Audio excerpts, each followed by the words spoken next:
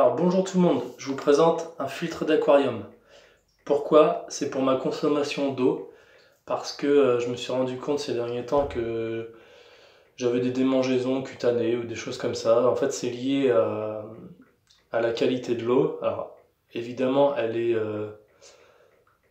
normalisée, donc on peut la boire, mais il y a quand même pas mal de produits chimiques, de métaux, etc. C'est bien pour cela que quand on met de l'eau directement du robinet pour des poissons, les poissons, en général, le lendemain, ils sont morts. Et je me suis pas mal intéressé au sujet. Et donc, le filtre d'aquarium est une bonne alternative pour pouvoir consommer son eau. Et je vais vous le montrer, j'ai un testeur ppm. Donc, alors, l'eau froide rentre par mon ancienne pomme de douche, on va dire. Elle rentre dans ce filtre. Ensuite, elle passe dans ce filtre et elle repasse dans ce filtre. Donc ça, c'est des filtres, alors je sais plus exactement, à charbon, je crois. Et ça, c'est un filtre avec une membrane avec où l'eau elle passe vraiment, mais c'est comme une maille très très très serrée en micron. Et le tuyau d'eau blanc, on a l'eau saine, on va dire, et le tuyau d'eau rouge, c'est l'eau qui n'a pas été bien filtrée. Donc, je vais mettre en route mon système. Je vais remplir un petit verre avec. Alors je vais le rincer parce que si je le rince pas, on va pas avoir des données très bonnes. Et je vais mesurer en ppm.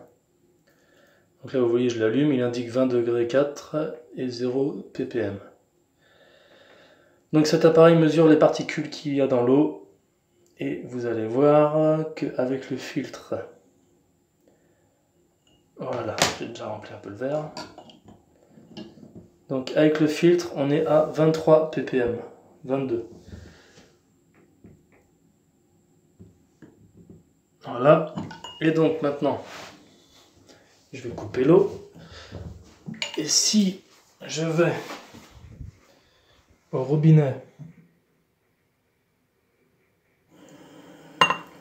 que je remplis un verre, le même verre, et que je teste, alors là on est rendu à 350-347 ppm. Donc voilà, c'est pour vous indiquer tout simplement que l'eau issue d'un filtre comme ça peut être assez avantageuse pour une consommation de tous les jours. Le goût du café change incroyablement, le goût du thé, voilà, tout le goût de l'eau en lui-même a un goût différent, mais et vous verrez, vous apprécierez cette eau beaucoup plus pure.